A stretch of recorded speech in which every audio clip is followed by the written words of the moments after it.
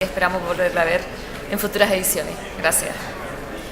Y cierra esta ronda de intervenciones Jorge Fondevila Antolín, es doctor en Derecho por la Universidad de Alicante, secretario de la Administración Local, funcionario del Cuerpo de Letrados del Cuerpo Técnico Superior del Gobierno de Cantabria. Ha desarrollado otras responsabilidades, como la de Director General Función Pública del Gobierno de Cantabria, y desde el año 2007 es el jefe de la Asesoría Jurídica de la Consejería de Presidencia y Justicia del Gobierno de Cantabria. Acaba de publicar la segunda edición actualizada del libro Manual para la Selección de Empleados Públicos, y el señor Fondevila nos va a aportar una visión crítica y analítica de los actuales sistemas de selección de personal.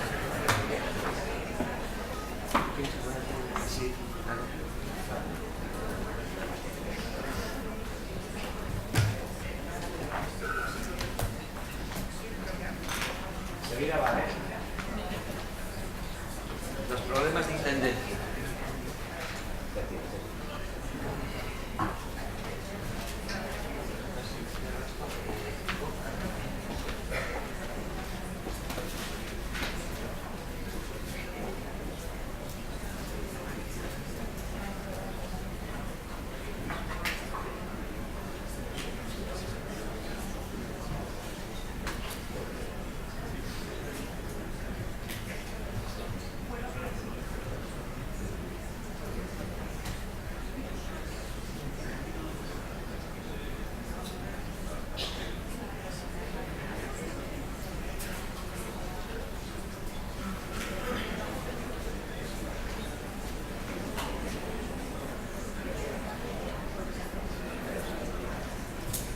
Bueno, buenos días, lo primero a todos. Aquí, ya, ahora, ¿no? Vale. Bueno, buenos días a todos. Lo primero, muchas gracias al Cabildo, a Maribel, Fernando, José Luis, por haber tenido la amabilidad de invitarme a intervenir y a venir a esta bonita tierra. Ya la conocía en el año 78, con lo cual prácticamente, pues claro, lo que he visto ahora no tiene nada que ver, pero tenía ya un gran recuerdo de aquella época. Dicho esto, voy a comenzar, creo que es bueno, con esta situación que tenemos, que realmente es para echarse a temblar. Ahí coincido con Carles totalmente en lo que ha dicho esta mañana. Lo tengo ya puesto por escrito, con lo cual no me puedo desdecir. Y además que no me pase como en algún pleito, que vas al pleito y llevas tu tesis planteada, defendiendo por supuesto a la Administración en una posición que no es la que tú precisamente compartes. Y te viene el abogado de la otra parte y te dice: sorprende que el abogado de la Administración sostenga una posición cuando en su artículo en la revista tal tiene publicado esta opinión. Bueno, pues como lo eso, ahora sí que tengo que ser coherente necesariamente. Quiero que vean este pequeño vídeo, que creo que nos va a hacer abrir una pequeña sonrisa de lo que creo que no debe ser una administración pública.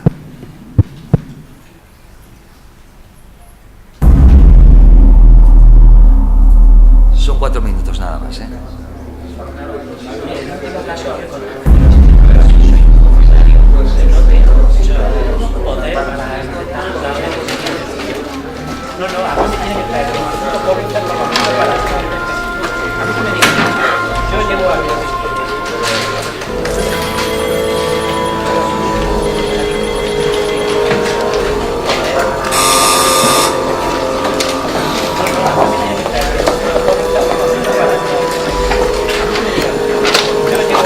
Espera un momento.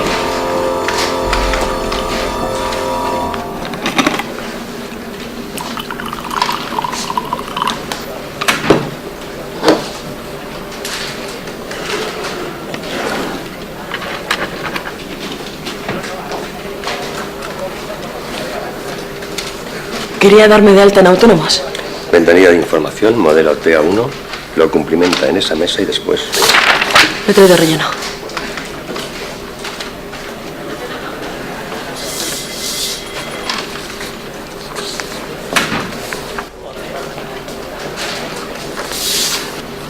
No ha rellenado esa casilla.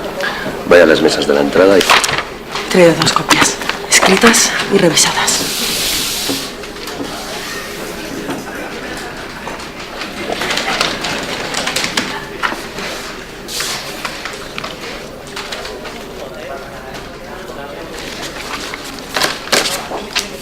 Le falta el impreso de Hacienda. y la fotocopia.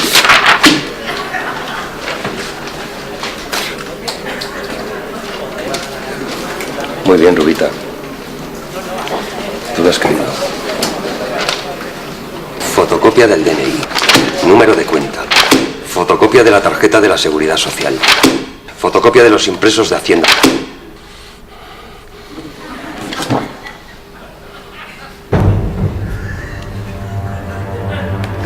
Doble fotocopia del modelo 036, numerado y grapado.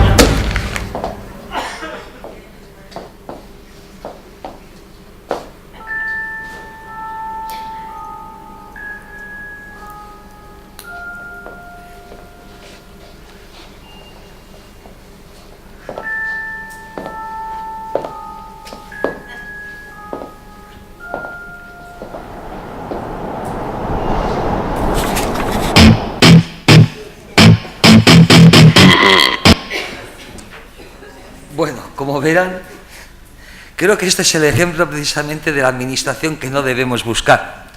Y desde luego esto demuestra también los criterios de selección que se siguieron, está muy claro. Y la calidad del proceso selectivo seguido.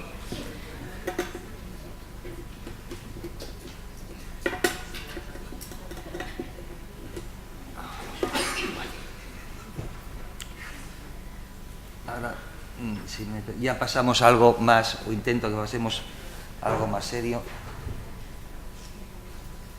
Si localizo el... Aquí está.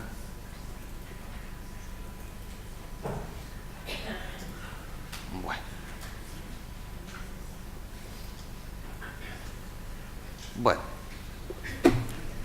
Pues comienzo por hacer algunas consideraciones previas, que en gran medida coincido con las excelentes intervenciones de Carles Ramió y posteriormente de Miquel Gorriti. Pero bueno, sí quiero hacer unas pequeñas indicaciones previas. Digo, diagnósticos problemas actuales de la sección de empleados públicos. Ahí coincidimos más o menos todos. Desde luego, desde el año 84, a mi juicio, está claro que estamos en un proceso de elaboración normativa y de gestión de la que se ha orientado el diseño de la Ley 30/84. Por cierto, hablando de legislaciones que van a durar 20 años o más, es curioso y lo recuerdo que la Ley 30/84 se llama Ley de Medidas Urgentes para la Reforma del Empleo Público, 1984, y que todavía en gran medida sigue vigente, a pesar de que esté aprobado el EBEP. Por lo tanto, sí, efectivamente, Carles acertadamente tenía razón cuando decía que cuidado con este tipo de normas marco que nos enfrentamos.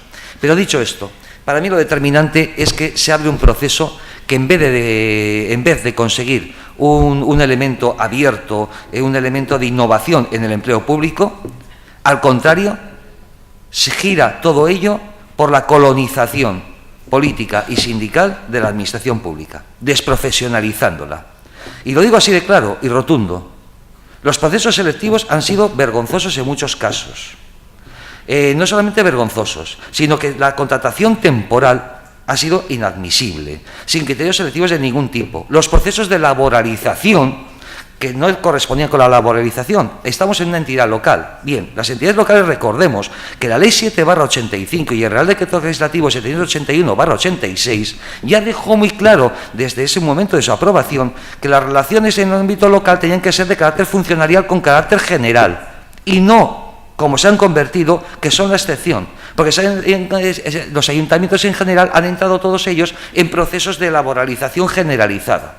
bajo criterios además de que el reclutamiento era mucho más sencillo y en teoría, podía despedir cuando me diera la gana al que se portara mal.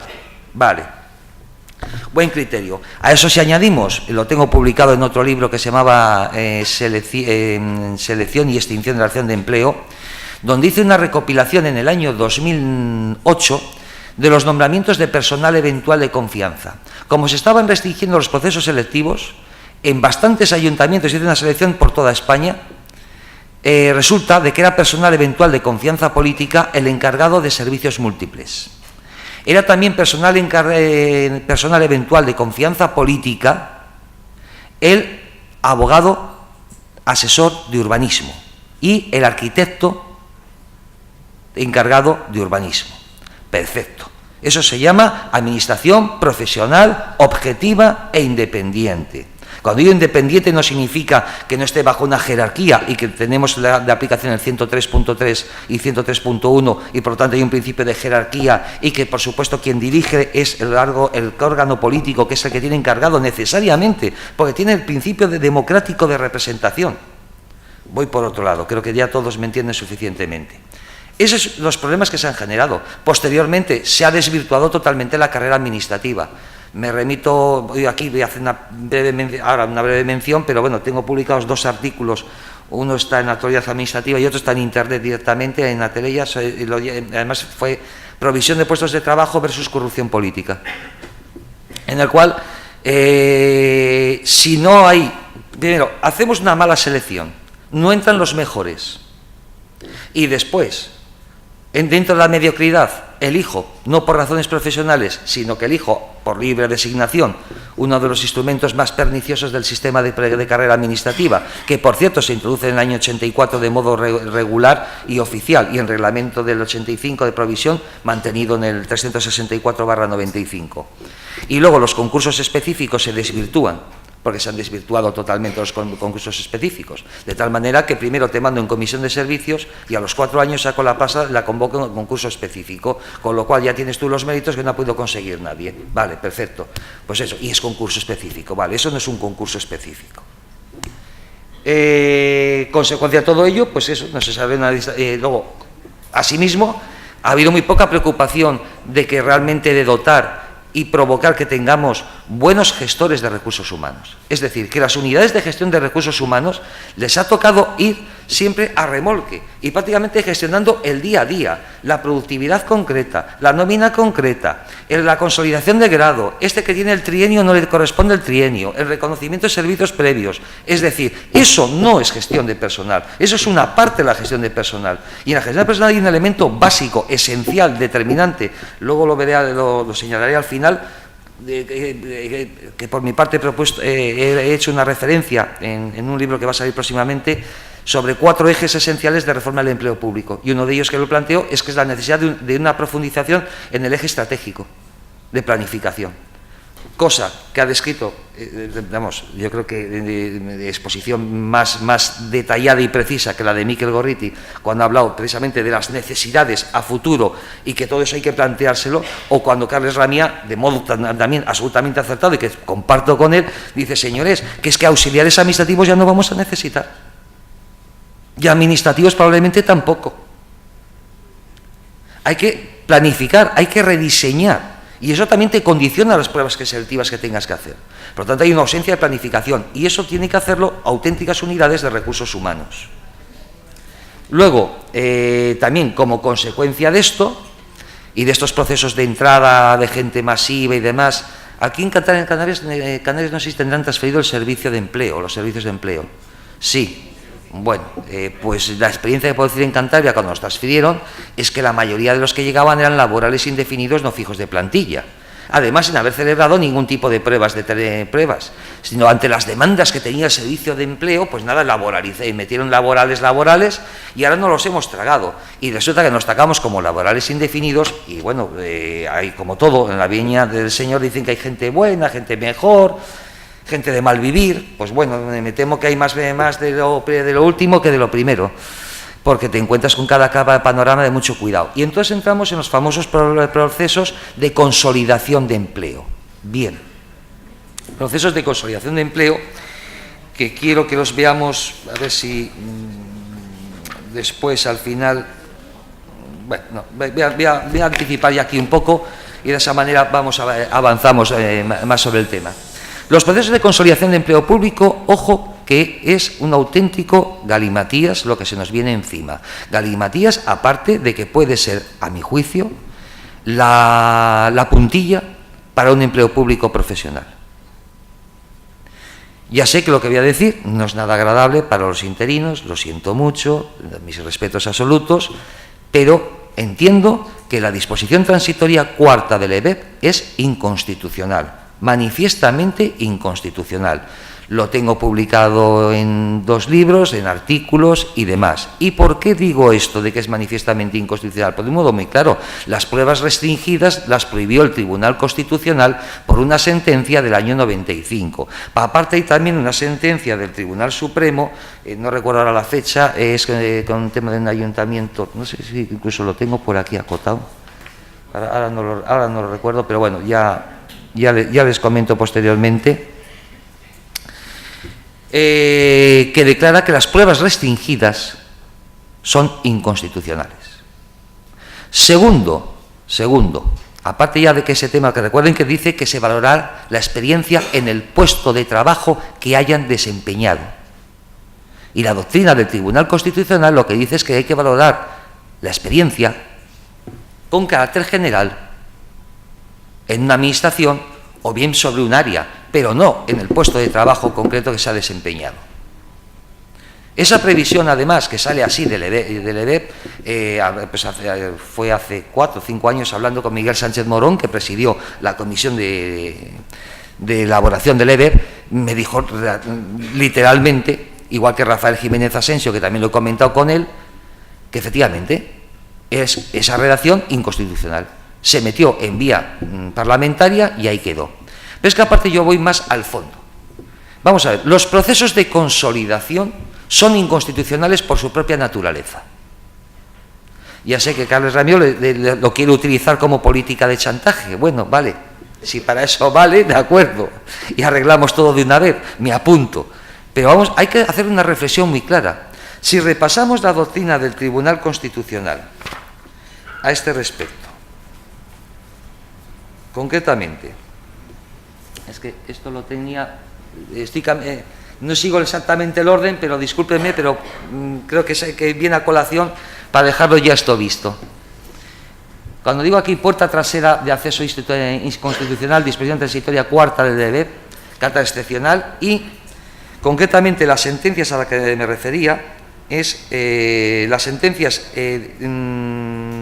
la anterior, sentencia del Tribunal Constitucional 281/93 y la sentencia del Tribunal Supremo de 23 de diciembre del 96. Son las que dicen que las pruebas restringidas no son correctas, son inconstitucionales.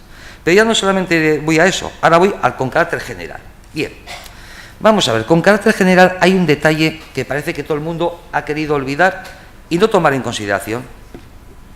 El Tribunal Constitucional, en sentencias 67/89, 27/91, 151/92, 281/93, 60/94, declara que cuando se constituyeron las nuevas administraciones, hablamos del año 84 y hablamos del año 85, primeros ayuntamientos democráticos y la primera ley de régimen local, ley 30/84, año 84, al constituirse como nuevas administraciones y también las derivadas de la constitución de las comunidades autónomas, era admisible, se entendía, los procesos excepcionales de consolidación de empleados públicos que estaban en la condición de funcionarios interinos o contratados administrativos, que se llamaban en aquellos momentos. Sí, Miquel, creo que comenzaste por ahí, ¿verdad? Tú eras un ejemplo. De lo bueno, no de lo malo. Dicho esto, posteriormente dice que cuando el Tribunal Constitucional hay otra serie de sentencias donde dice si se reestructura globalmente un sector completo, entonces es admisible un proceso de estas características. Ejemplo, cuando se aprobó la LOCSE y como consecuencia de aprobar la LOCSE hubo una reestructuración total del profesorado. Sentencias 185/94, 228/94, 251/94 y otras. Salvo estos dos supuestos, el Constitucional ha dicho que no cabe, que no está previsto en la Constitución excepcionalidad. Ahora la pregunta que me hago yo, ¿qué pasa? ¿Que por la incapacidad y manipulación de clientelismo es una causa de excepcionalidad para originar una nueva convocatoria de proceso de consolidación? Yo no le encuentro ninguna justificación. Entiendo que si esto se planteara vía jurisdiccional, podría plantearse perfectamente la inconstitucionalidad de esta clase de procesos. Ya sé que estará muy mal visto, estará muy mal estructurado, lo que se quiera, pero desde luego ahí tengo que ser contundente.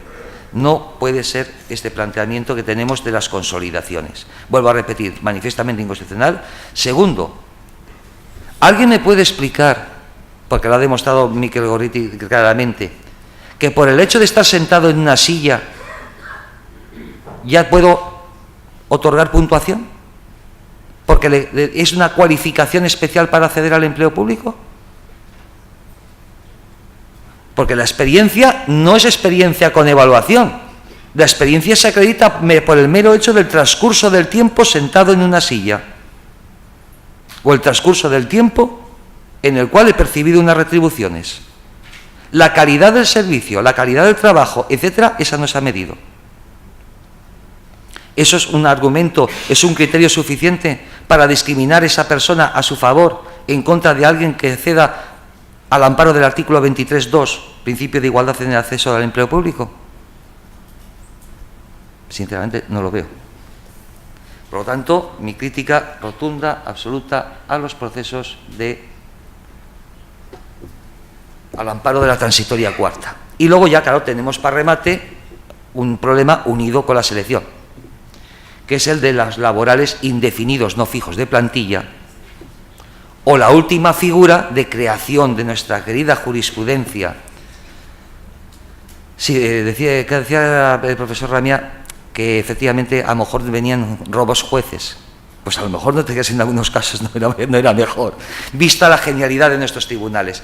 Porque las dos últimas sentencias del Tribunal Superior de Justicia del País Vasco, con el tema de los funcionarios indefinidos interinos, sinceramente carece de fundamento, es infumable, es una traslación analógica directamente de los criterios derivados de la figura del laboral indefinido no fijo de plantilla, que por cierto, a mi juicio, y anticipo, entiendo que es un reconocimiento que se ha hecho al amparo de una vis expansiva ilegal por parte del Tribunal Supremo.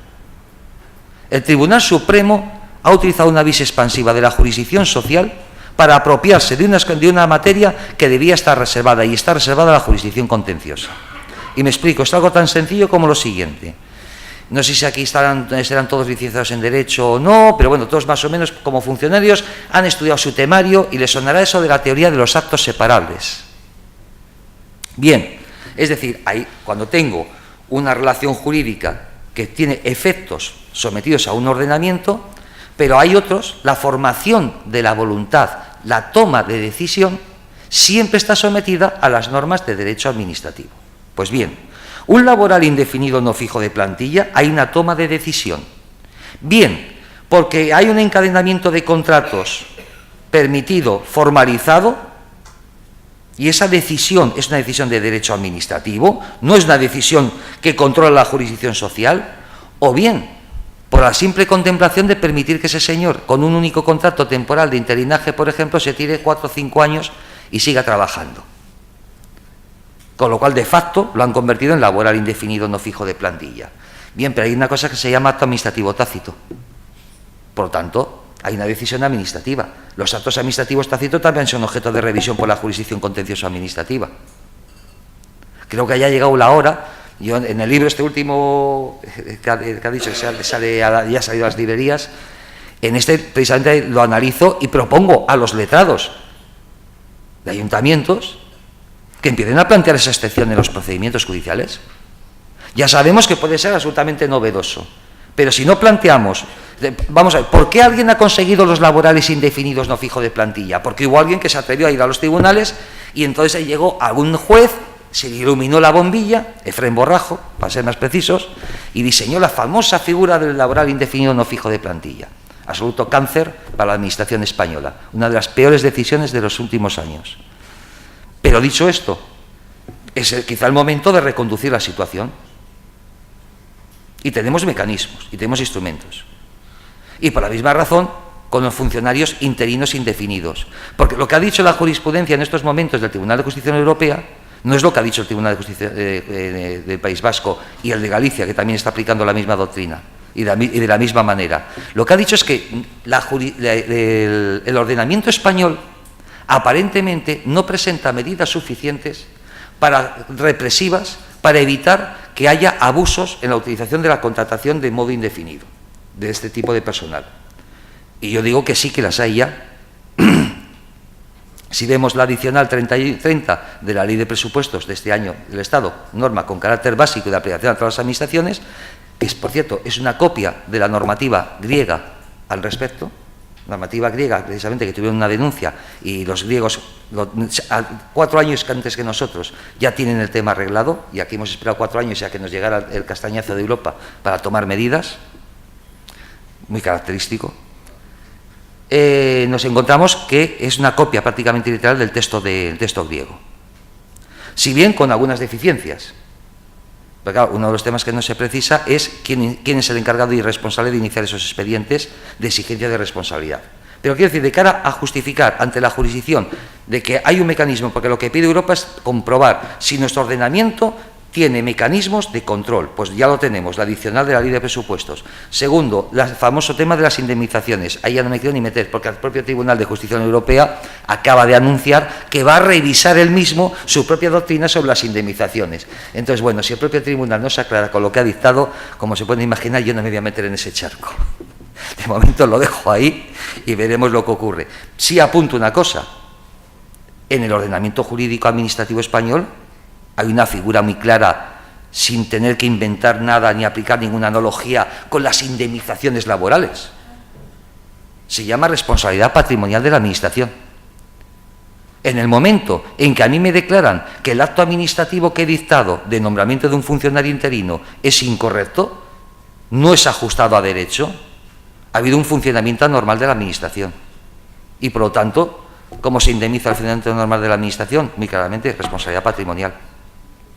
Por lo tanto, no me cuenten milongas, señores de los tribunales, diciendo que indemnización como laboral, aplicación analógica. Además, no me explican tampoco qué criterios de la aplicación analógica del Código Civil han utilizado para hacer esa interpretación y aplicar mutandis mutandi la institución de la figura del laboral indefinido no fijo. O sea, que salimos de una y nos metemos en otra peor. Pero bueno, siento ser puedo parecer negativo, pero es que hay que ser conscientes. No podemos solucionar los problemas si no sabemos dónde están y no somos claros y desnudamos los problemas al respecto. Retos de la selección. Pues aquí prácticamente lo tenía, o sea, no coincido totalmente. Primero, se ha celebrado el 10º aniversario del LEBEP. Seguimos sin desarrollar el LEBEP, salvo excepciones contadas y muy puntuales. Y me refiero, y además, curiosamente, Comunidad Autónoma de Baleares, donde la ley que o sea, la ley que aprueban se realiza justamente a la semana de aprobarse el LEBEP, conscientemente. Y esa ley, si se examina, es sencillamente la ley 30/84 trasladada al ámbito de la Comunidad Autónoma de Baleares. Asturias lo que hace es un remix por vía reglamentaria de la evaluación de desempeño. Y curiosamente, como era vía reglamentaria, acertadamente el Tribunal Superior de Justicia de Asturias, pero sí, los sindicatos como locos las habían firmado todos ellos sin ningún problema, automáticamente la declaró ilegal. Hace 2 años, 3 años, ya han sacado una ley regulando la evaluación de desempeño. Entre comillados, y lo digo así, o entre paréntesis, nueva productividad bis. Evaluación de desempeño no. Porque lo que hacen es una carrera horizontal compatible con la carrera vertical, de tal manera que tienen grado, pero también tienen carrera horizontal. que se ha convertido en un incremento retributivo en función de cada 5 años de permanencia en la Administración. Si eso es carrera horizontal, apaga y vámonos. Pero bueno, ese es el panorama. Castilla-La Mancha también aprobó una ley, intentó meter la carrera horizontal, pero como en el 2007 surgió la crisis, llevan desde el 2007 hasta estas fechas con que un 30% de la plantilla tiene carrera horizontal y el otro 70%, porque no hay dinero, siguen con el modelo antiguo. O sea, eso sí que es una auténtica disfunción organizativa de agravios comparativos internos. Y poco más que contar de cómo está el panorama de desarrollo del EDEP. O sea, realmente es un texto, en ese sentido, fallido, pendiente de esa... No digo que no tuviera algunas cosas interesantes, pero para mí es un texto fallido. Segundo elemento, nos encontramos un proceso de convocatorias de consolidación de empleo que, como he dicho, lo único que pueden suponer es un auténtico caos y la puntilla para las administraciones. O se hacen procesos selectivos serios y de verdad, que sean concursos o posiciones libres. Vale, habrá que valorar los méritos, pero recordemos una cosa, y hago la advertencia. Salvo la transitoria cuarta del EBET, que tampoco es vinculante absolutamente, porque dice podrá. Los procesos de consolidación no son obligatorios.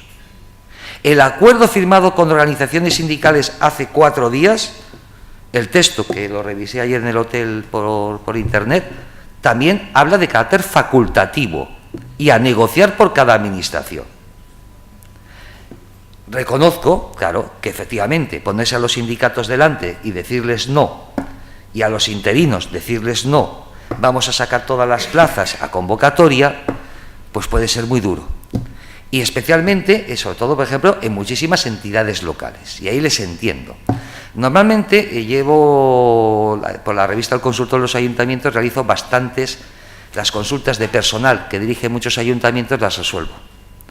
Tanto las que se publican en la revista como las que les llegan directamente a ustedes. Algunos de ustedes, hablo en general, del ámbito local. Y claro, el panorama que tenemos es aterrador. Tengo 2 laborales indefinidos del año 2003 y tengo un interino del 2004. ¿Cómo puedo hacer para la consolidación? Bueno, ese ni tan mal, pero cuando tienen laborales indefinidos no fijos de plantilla anteriores al 2005. Claro, pero aparte hay una cosa. El interino sí podría concurrir con la transitoria cuarta, pero el laboral indefinido no fijo no puede concurrir. Tienen que ser... porque la norma no hablaba de laborales indefinidos no fijos de plantilla, y además y hay varias sentencias que lo dejan muy claro. Agravio comparativo, ya empezamos la guerra. O sea, no arriendo la ganancia a los compañeros de cuerpos nacionales y gestores y jefes de recursos humanos en el panorama que se viene por delante. Claro, y luego además hay por medio una decisión política, claramente. Es el órgano político el que tiene que tomar la decisión de tirar para adelante con procesos de consolidación, o voy a hacer un proceso selectivo real y, valga la expresión, hago limpieza. No digo esto porque todos los interinos sean malos, etcétera, que no quiero que tampoco se entienda eso. Y de hecho, por ejemplo, puedo decir, alguien decía, no me acuerdo, no, este interino no, porque como me quiten este interino se nos cae el chiringuito. Bueno, pues yo en mi asesoría puedo decir que como el jefe de negociado que tengo, interino, que ya lleva 6 años interino, se fuera, un desastre. Ahora bien, mira, este interino puedo decir que ha aprobado oposición libre este año justamente.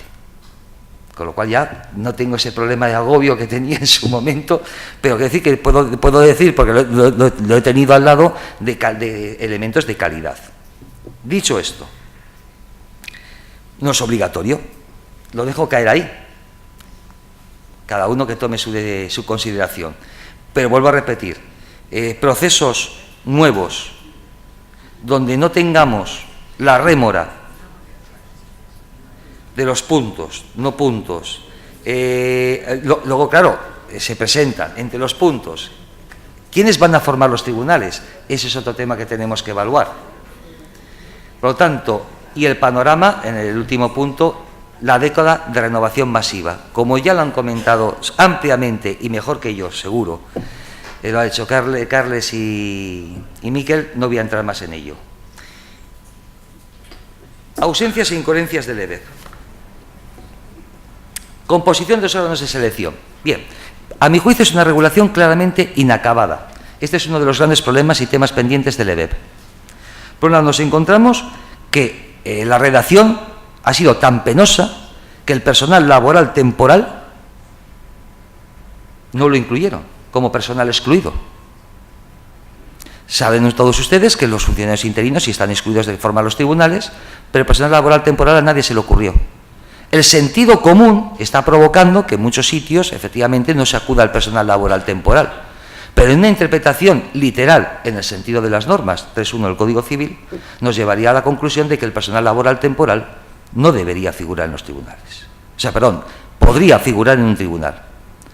Algo me parece que es absolutamente contrario al mínimo sentido común y de funcionamiento correcto de un órgano de selección que tiene que ser independiente y garantizar la independencia de funcionamiento de los miembros del Tribunal de Selección.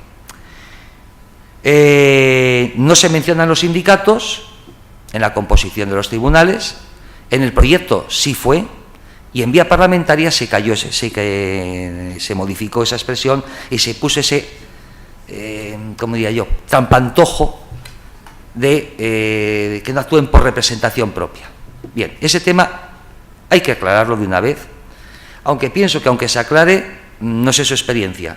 Yo me muevo por bastantes sitios y contacto con bastante personal de diferentes ámbitos. Lo que puedo decir es que los sindicatos siguen yendo a los tribunales. El sindicato quedan en el bar de abajo, quedan con un jefe de recursos, charlan, toman un café y le recomiendan un nombre de una persona porque este es muy válido y es muy bueno. Ya verás cómo puede funcionar muy bien en el tribunal. Vale. Por supuesto no va en representación de nadie y lo nombra la administración. Eso es fraude de ley. Y eso está ocurriendo de modo habitual y ordinario. Y no pueden formar parte de los órganos de selección. Pero está ocurriendo. Por lo tanto, hace falta una regulación más expresa, más precisa, más detallada a este respecto, que cierre de una vez por todas las puertas, aunque desde luego la picaresca no la vamos a evitar nunca. Bueno, tengo que ir un poco más rápido. Lo de la transitoria cuarta, bueno, lo del acceso al personal laboral, un sistema más flexible y un claro riesgo de interferencias. Si tiene que haber personal laboral, perfecto, tiene que haber personal laboral, pero los mismos procedimientos selectivos que para los funcionarios de carrera. No hay razón objetiva para discriminar los procesos selectivos. Y sigo sin entender ni comprender por qué para el personal laboral es posible utilizar de forma discrecional la fórmula del concurso para la selección y en cambio para el personal funcionario no. Y con ello no es que estoy defendiendo la figura del concurso para el personal funcionario. Lo que digo es que no tiene ni pies ni cabeza ni sentido que se establezca un sistema más flexible, porque el sistema más flexible que el concurso no lo vamos a encontrar. En cambio, para el personal laboral, claramente discriminatorio con relación al personal funcionario. Otro elemento de necesaria revisión del EBEP. Y luego ya, no digamos, el tema también de la participación sindical en los procesos selectivos de personal laboral, porque alguien ha logrado desentrañar exactamente el contenido y sentido del artículo 61.7 del EBEP cuando dice que las organizaciones sindicales colaborarán en los procesos selectivos de personal laboral. Colaborarán. Claro, de ahí han surgido los observadores, los controladores de legalidad, que vamos, yo estoy en un tribunal y me viene alguien que dice que es el control de legalidad y o se va él o me voy yo. Pero a mí nadie cuestiona mi honorabilidad de que voy a actuar y de modo ilegal. O sea, es que son sinsentidos uno tras de otro. O los observadores de grupos políticos. O sea, el concejal correspondiente aquí a la espalda y el teniente de alcalde al otro lado también a la espalda. No, mire usted, no. Hagamos tribunales objetivos, serios. El EBEP y en eso sí, tengo que hablar y dar una expresión a su favor, creo que incorporó varias cosas buenas.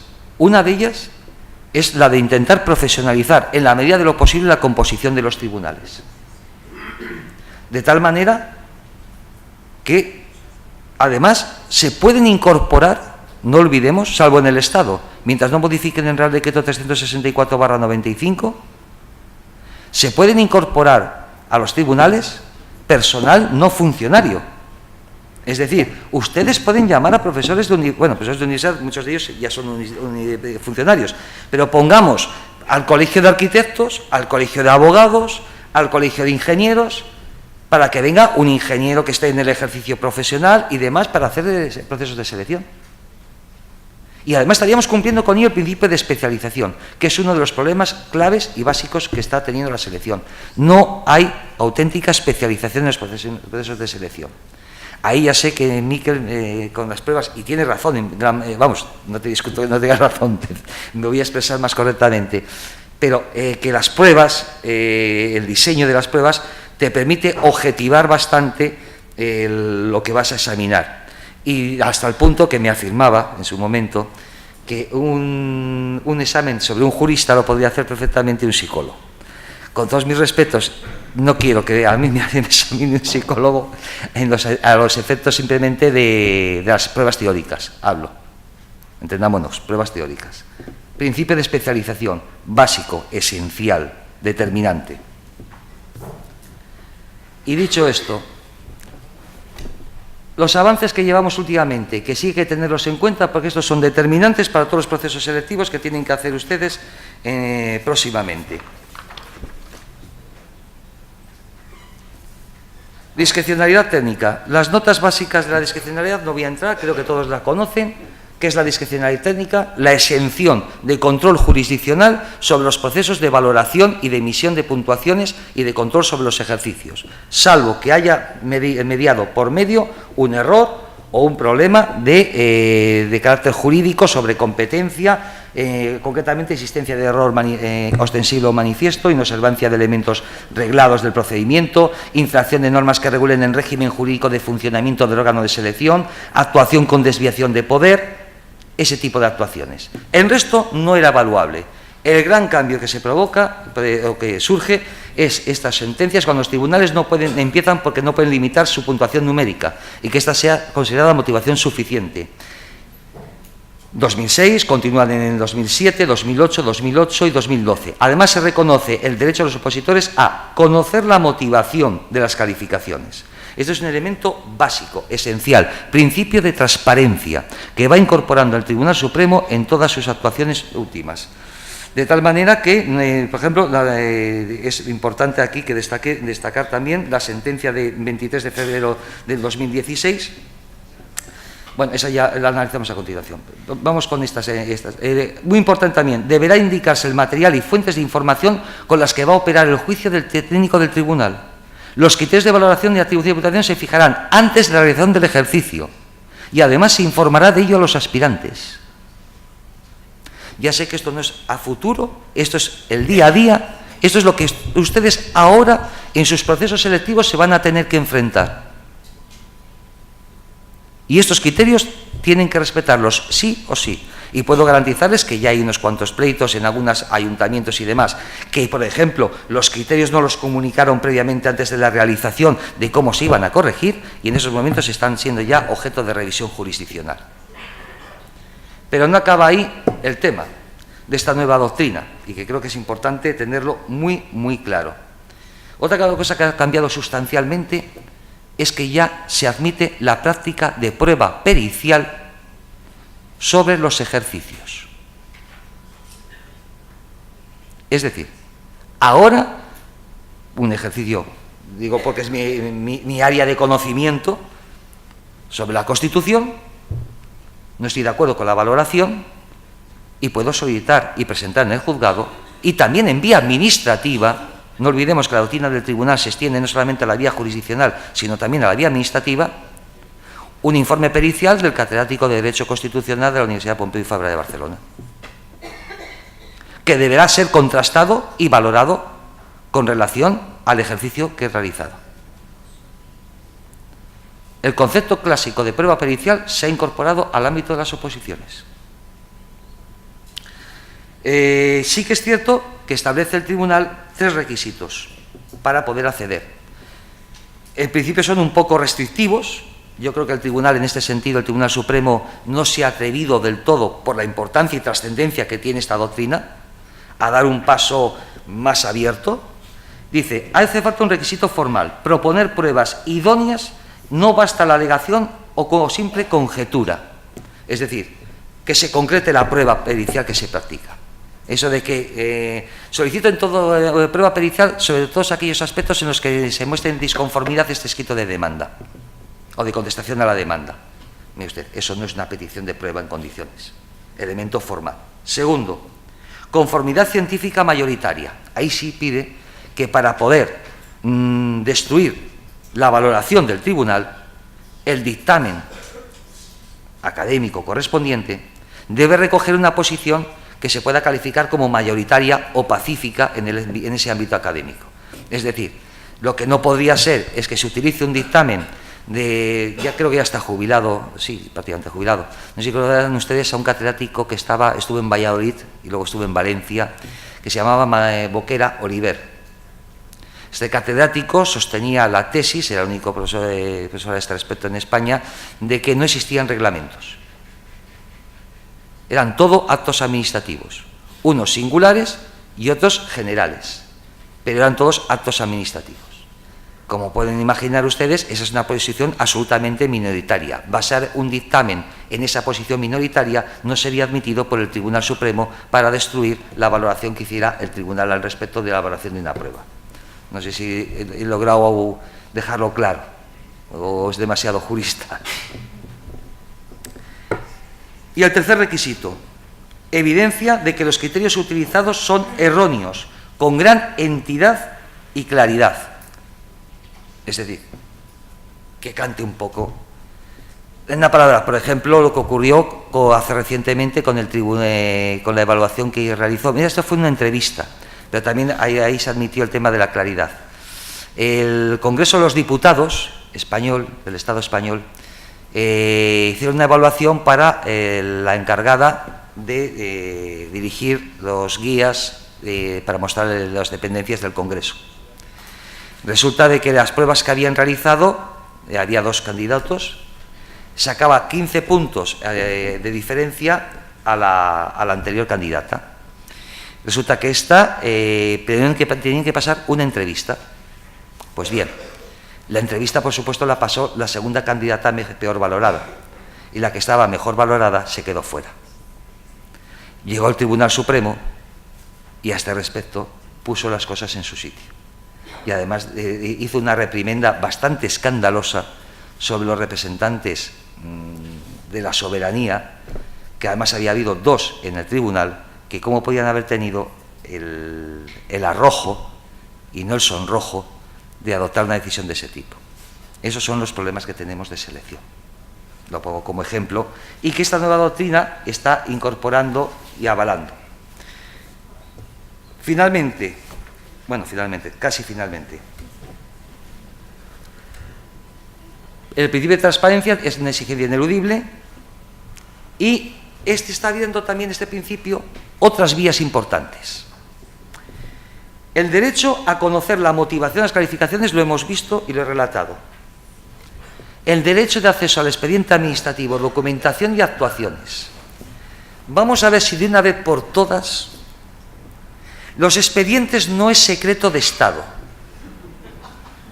No hay que custodiarlos de tal manera que, como el que hemos visto en el vídeo, bajo llave y cuidado al respecto.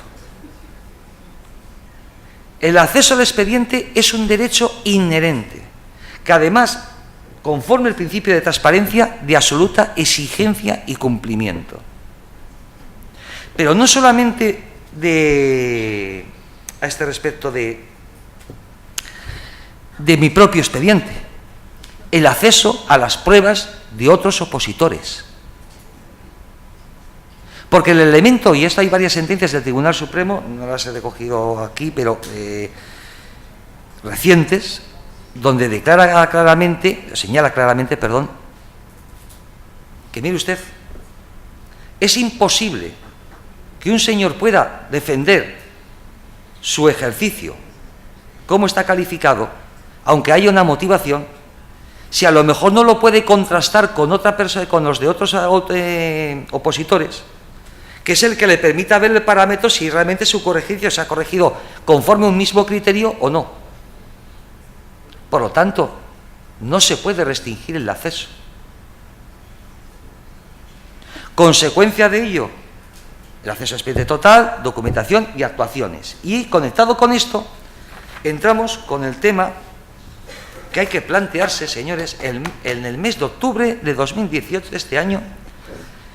En teoría, tenemos que tener todos gestores electrónicos de expedientes íntegros, firma electrónica todos, oficinas de asistencia de registro, registro electrónico único, archivo electrónico bien repositorio seguro o con resellado de firma, etcétera. Es decir, tenemos el expediente administrativo electrónico. Y eso significa que la selección también va a verse afectada por la administración electrónica. ¿De qué maneras? Pues en varias cosas. Una cosa que es imposible y que no hay que olvidar es que el nuevo régimen jurídico de organización y funcionamiento que ha incorporado la Ley 40. Lo resumo muy brevemente. Cambio esencial de las competencias de los secretarios. El secretario informa y velará por la legalidad de los acuerdos que adopte el tribunal. Es decir, que si hay problemas de desviación de poder, por ser amable y educado, sin hacer consideraciones penales al respecto en el funcionamiento del tribunal, al que van a empitonar es al secretario. Eso de coger a la auxiliar administrativa y ponerla a hacer de secretaria para que levante el acta y eso, se acabó. Bueno, si encuentran algún tonto útil, yo ahí ya no entro. Allá cada cual en el charco que se meta. Pero va a ser el responsable de la legalidad de los acuerdos. Esto lo tienen ya ustedes. Ya está en vigor. Lo tienen ahí. Las convocatorias deberían hacerse por medios electrónicos. Un tema importante es el tema de las actas formalizadas por medios electrónicos. Y otro elemento a destacar también es en la utilización de los medios electrónicos el tema de la videosesión de los tribunales. Recuerden que en estos momentos los órganos colegiados, y un tribunal es órgano colegiado, tiene también la posibilidad y tiene la autorización ya legal, a diferencia de que hay que sacar un régimen jurídico especial en el funcionamiento, como bien saben ustedes, de los órganos políticos, de los ayuntamientos y demás corporaciones, pero a estos efectos de órganos de selección no tendríamos ese inconveniente, de la utilización de las videoactas y videosesiones. ¿Y cuál es la ventaja? Hombre, es un elemento de transparencia, que los debates de puntuación, de calificación, queden grabados y objeto perfectamente para su revisión y comprobación posterior. Del mismo modo que en el ámbito judicial tenemos los juicios son todos grabados. Las pruebas testificales se graban. Ya no es como antes que tenías el oficial aquí y escribía máquina de escribir y además llevabas la repregunta ya elaborada para que contestaran sí o no, porque si tenía que contestar más largo el oficial se enfadaba porque decía que vaya coñazo que le estabas dando de interrogatorio. O decía su señoría que la pregunta es improcedente y concrétela al señor letrado. Ahí eso es que se acabó. Pues lo mismo tenemos ahora. Es un elemento de transparencia esencial en el funcionamiento de los órganos colegiados, unido a otro elemento esencial, principio de especialización. Pero bueno, eso lo diré justamente al final.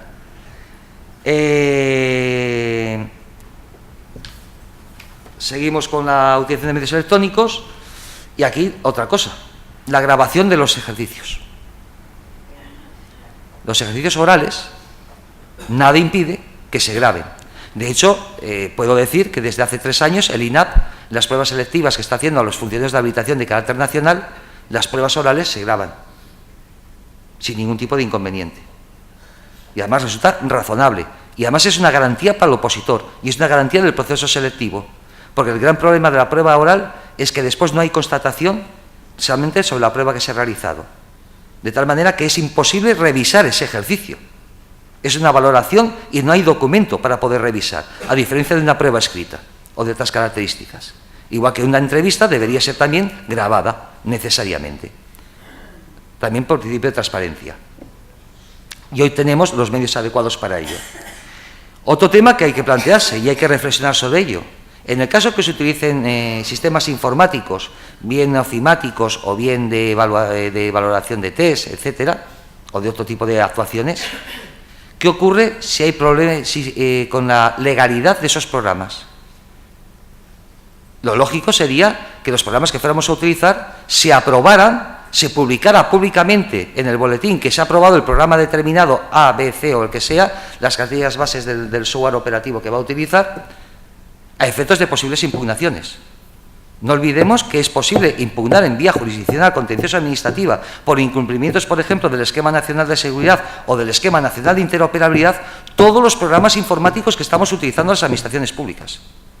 Y entre ellos, por supuesto, entrarían los de los procesos selectivos. Ténganlo en cuenta, eso está ahí. Por lo tanto, ¿qué aporta la administración? A mi juicio, si hacemos un buen uso de ella, lo que nos puede aportar es un gran control y transparencia de los procesos selectivos, mejorando la calidad de los mismos y su desarrollo, y aportando garantías a los ciudadanos y a los opositores, que creo que es uno de los elementos o ejes claves a este respecto para desarrollar los procesos selectivos. Y ya, finalmente, una selección más profesional y objetiva. Lo decía, necesaria especialización de los órganos de selección. Y yo voy más allá, y creo que es posible legalmente, perfectamente, hacerlo hoy por hoy. Hay que especializar por tipos de ejercicios o pruebas a valorar. No tiene ningún sentido un tribunal multidisciplinar. O sea, convoco plazas de TAC rama jurídica y resulta que al final tengo un arquitecto, tengo, bueno, si es un ingeniero de caminos, canales y puertos, esto es como después, primero nacieron ellos y después crearon ellos a Dios, es posible todo ello, pero bueno, salvo estos, dígame qué pinta un arquitecto, y puedo dar fe que he visto muchos tribunales así, un arquitecto o un veterinario, y luego 2 licenciados en Derecho y un licenciado en Filosofía. Con todos mis respetos, para la rama jurídica, no. Como lo mismo, ¿qué pinta un letrado, un asesor, en unas pruebas para un veterinario? Y especialmente en la prueba práctica. Se convocan tal como se hacen actualmente, en estos momentos. Todos sabemos lo que son el caso práctico. Lo ponen y al final, ¿quién lo está poniendo? ¿Quién está determinando el ejercicio? El veterinario, que es el único que sabe lo que se puede preguntar para una plaza de veterinario. Los demás asienten. ¿Eso es un tribunal? ¿Eso es principio de especialización? ¿Eso es una decisión colegiada? Al contrario, están prevaricando. Porque están tomando y dando unas puntuaciones sin tener ni idea ni saber lo que están valorando. Por lo tanto, ha llegado el momento de especializar por tipos de pruebas. Y me parece esencial. Por supuesto, revisión de los tipos de pruebas utilizados en los procedimientos de selección. Lo hemos comentado amplia y sobradamente. ¿Hace falta conocimientos teóricos? Por supuesto, pero como muy acertadamente, y por lo tanto no me voy a extender, ha explicado Miquel Gorriti y ha explicado también Carles Ramià. Señores, las herramientas las tenemos, hay muchas posibilidades, lo que pasa es que estamos en sota, caballo y rey. Y para mí uno de los ejes fundamentales, y así lo tengo escrito, es que de una vez por todas los cursos selectivos es una de las herramientas, creo que pueden ser más útiles y determinantes en los procesos selectivos. Cursos selectivos, no cursillo de 15 días, no, 9 meses, un año, un procedimiento determinante previo para, efectivamente, no pueden acceder todos al curso. Y una vez que estamos en esos cursos selectivos, podemos hacer un acopio mayor de calidad de educación, aunque bueno, viendo cómo salen, bueno, no, está grabando, lo que voy a decir era una maldad que no puedo decir sobre ciertos cursos selectivos. O sea, pero dicho esto, Lo importante, cursos selectivos. Y eso lo permite la legislación actual. Y no son, entiendo, que si se acudiría, que es lo que es otro elemento básico también, necesidad de desarrollo de órganos especializados y permanentes de selección. Ese es un elemento determinante. Los órganos de diputaciones provinciales, cabildos y demás, para mí tienen que ser uno, y las comunidades autónomas en sus escuelas regionales, tienen que ser unos de los ejes fundamentales, esenciales, de la reforma en la selección de empleo público. La endogamia se reduciría por propia consustancial. Contra más se aleja del centro de cercanía, más facilidad hay para que la selección sea más objetiva. Segundo, los medios, el coste económico. Señores, es que no da para ello. ¿Qué va a hacer un ayuntamiento o sea, tenemos en España más de 6.000 ayuntamientos de menos de 2.000 habitantes. El secretario, el enterrador y un auxiliar. Y que no se te jubile el enterrador, que como no tienes, la auxiliar, pero entonces como no tienes tasa de reposición, y esto es un hecho real, el secretario le tocó hacer de enterrador. O sea, ese es otro panorama. Y bueno, y ya evito ya el comentario, tasa de reposición. O sea, uno de los mayores ataques al empleo público. Y bueno, y luego en tema de, y ya esto de las propuestas estratégicas, eran medidas organizativas, como he dicho, una planificación estratégica, una gestión profesional de recursos, elaboración de instrumentos de clasificación, gestión profesional de recursos, selección objetiva profesional, carrera administrativa y provisión, evaluación de desempeño básica y esencial, dirección pública profesional, que es otra de las grandes lacras sin desarrollar. Si no hay dirección pública profesional, no podemos tener una administración realmente objetiva y profesional. Medidas de control y exigencia de responsabilidades, control interno, control externo y exigencia de responsabilidades a autoridades y funcionarios. Y con esto, pues, deprisa y corriendo, no me extiendo más. Ya va a llegar el momento de tener un pequeño debate al respecto.